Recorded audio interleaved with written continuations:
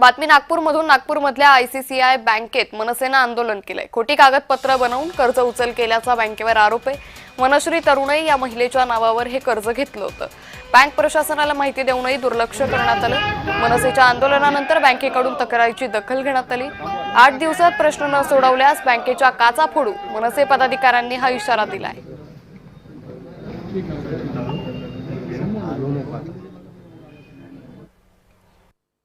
काही सांगितलं नाही, काही नाही. लोन काढायच्या आधी काहीच नाही. जेव्हा अचानक डेथ झाले तेव्हा रिकव्हरीवाल्यांचे फोन येऊ लागले. त्या दिवशी मला माहीत की म्हणजे माझ्या नावावर इतकं मोठं लोन आहे बा म्हणून.